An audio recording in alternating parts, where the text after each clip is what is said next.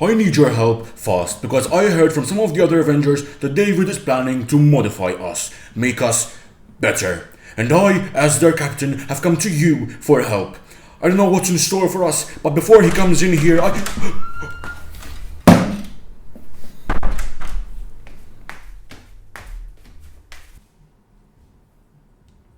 Hello and welcome back to the Craft Mansion. I'm David and in this video I'll be modifying Captain America, the action figure. I will try to make him look closer to the versions that we have in the movies, so obviously the things that come to mind would be different details and less fleshy colors. I am planning of doing a series of modifications on these action figures because I have more, but as the captain of the Avengers, I think it is only ideal to start with Captain America.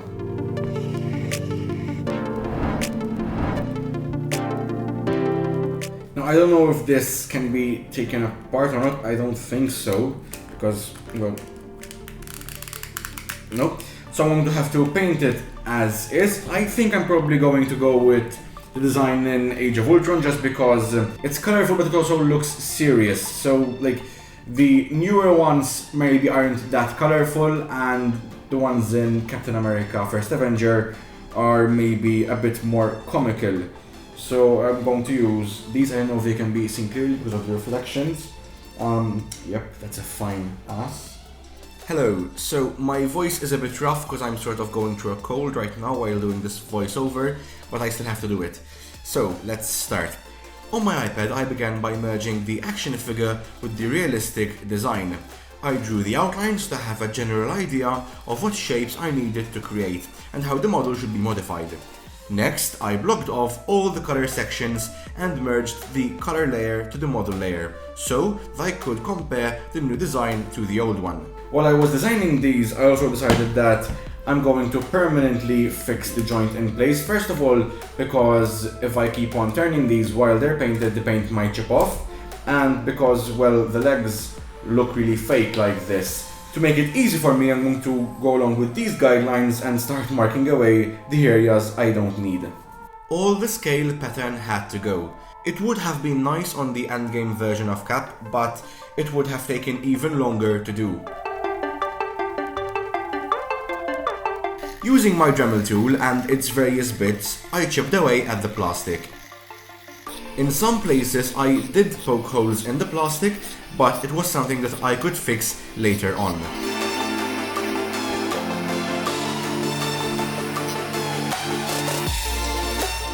Now, as you can see, the upper part is greatly modified, but the pants are more generic, so I'm going to leave them almost all intact except for the boots and the area over here. So just need to...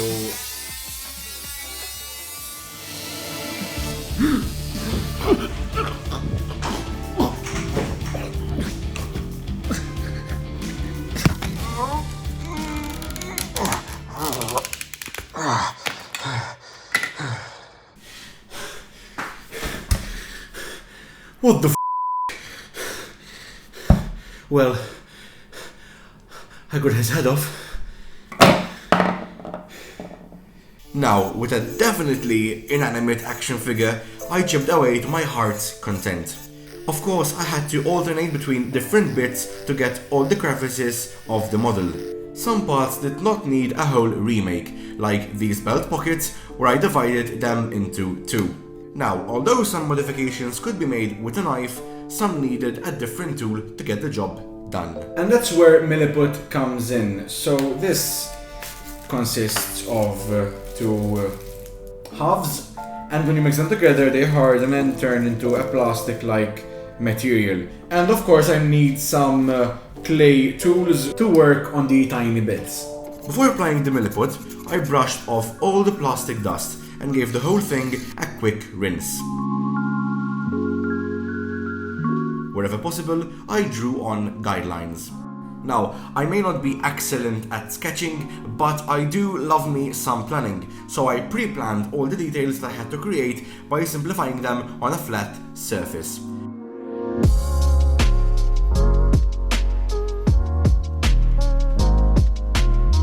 Just like the digital version, I used color blocking to identify all the different base colors. As I mentioned previously, Milliput is made out of two parts. With hindsight, I should not have mixed this much at one go, as it hardens relatively quickly and is difficult to thin out after 20 minutes. My first move was to fill in all the gaps I had put in the plastic.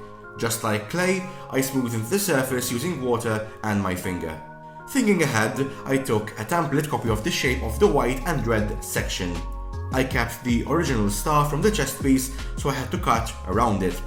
As you can probably see, the Milliput is quite thick, so eventually I had to thin it out immensely.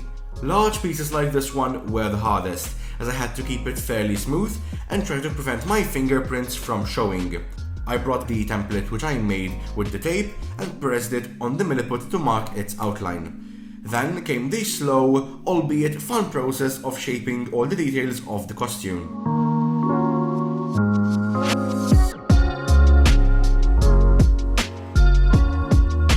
Once it dried, I could carve away anything which I felt was not right. The back had some cloth folds, so after I laid down the initial piece, I blended bits of Milliput rope onto it. The final alignment cutting is so satisfying because you get to visualize the folds.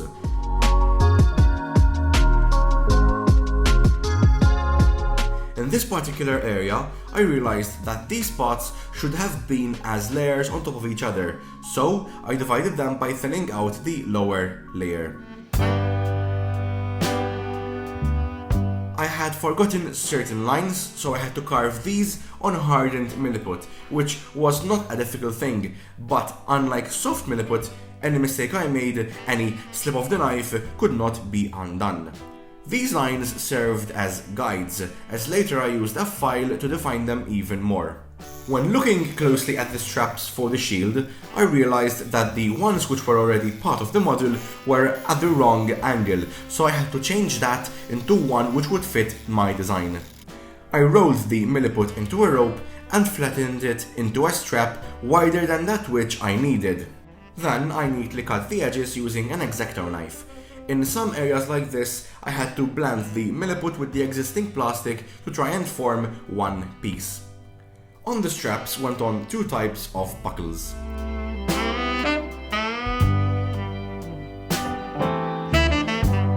There are certain details which I carved when the Milliput was semi-hardened. Here I created the two belts which make up the straps. There is the bottom wide one and the top narrower one.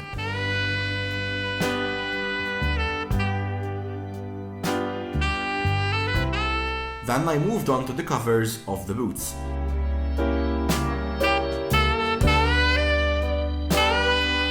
These have straps and buckles on them as well. The limbs had to be held in place, so before applying any modifications on them, I put in hot glue to prevent the legs from moving, and to fill in most of the gap to not waste a lot of Milliput and for it to have something to build upon. I used another method for the legs. I realized that putting a whole flat piece on top of the model resulted in a thick layer. So here, I rolled out some Milliput and covered the leg bit by bit, flattening each roll as I went along.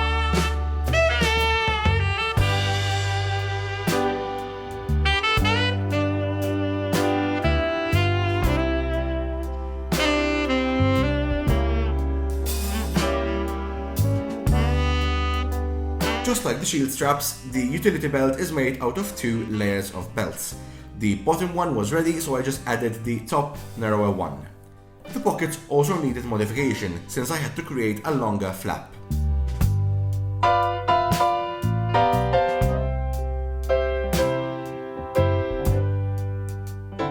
The elbow pads were perfect, as I could hide the seam that was on the original model.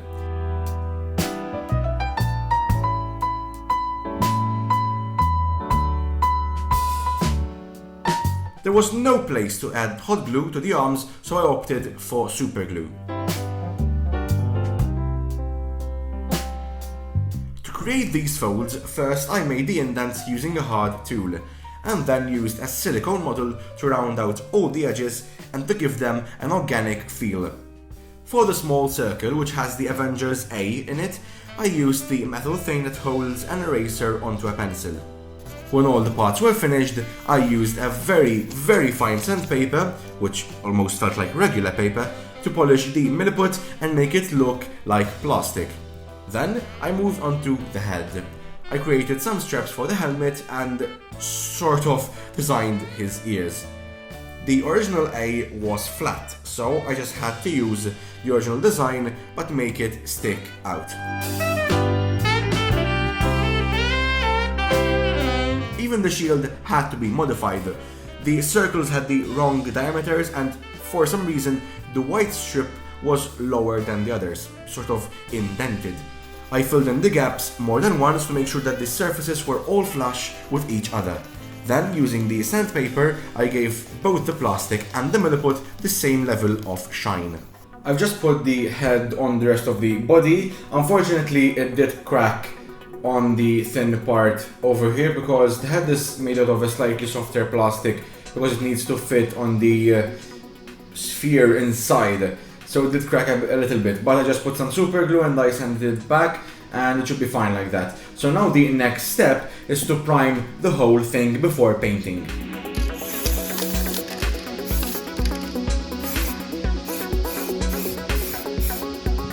In the areas where the spray did not settle, I just used regular paint.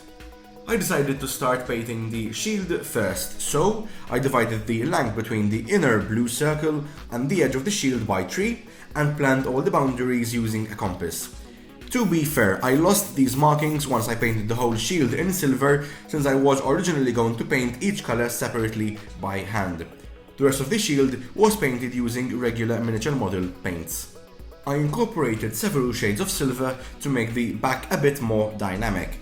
This version of the shield does not have straps as it was magnetically held. I could not mask the edges of the circles, so I stuck to the lines as much as I could.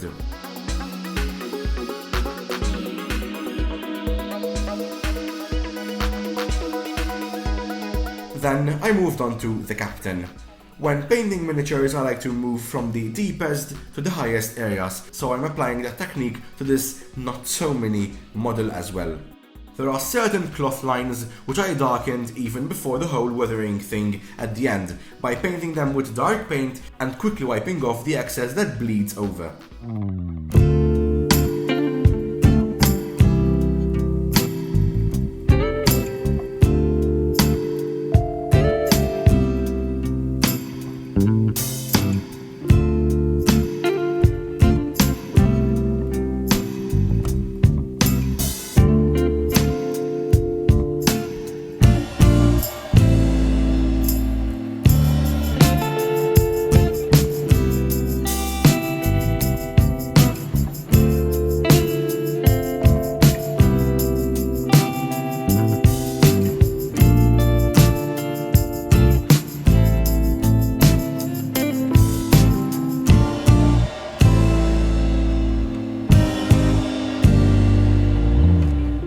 Sometimes, while working, I inevitably chipped up the paint from the edges, so I went over the whole model again to touch up these areas.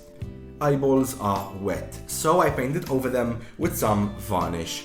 Then it was time for the weathering part of painting. I used a brown wash to create a variation in shades and wiped off the excess. For some areas, I also added watered down black paint to the brown wash.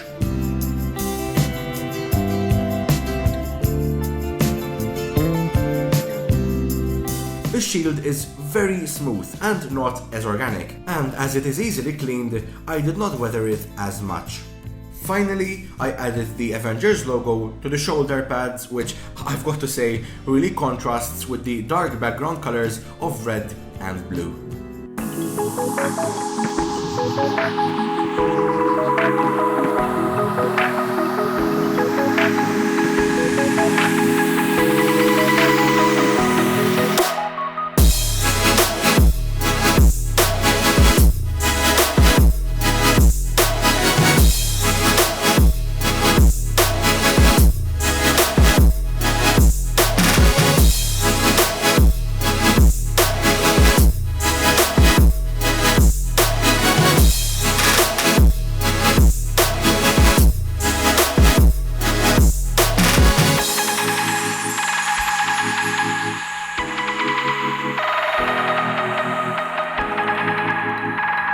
straight out of America's ass. I come to you 2 months after I started this video. It took quite a bit of time to shave off the things I didn't need and to rebuild the stuff I needed. I didn't realize it would take 2 months. Of course, I didn't spend 2 months just on this, I have other stuff going on. But at the end of the day, I'm very proud with this piece of work. The videos have been sort of a hobby for me, so I do these when I have the chance, and then of course I upload the video once it's finished, even if the video takes 2 months to do. He ended up a bit dirtier than the actual pictures I found, but like this I like it because he's just been through battle. It's sort of a better version, in my opinion. If you like how this model turned out and you like this video, please give it a thumbs up and leave a comment down below what you think I should do next. If you haven't done so already, please ring the notification bell down below and subscribe from this button over here. These are some more videos from my channel, and until next time, this is Captain America, I'm David, and this is the Craft Mansion.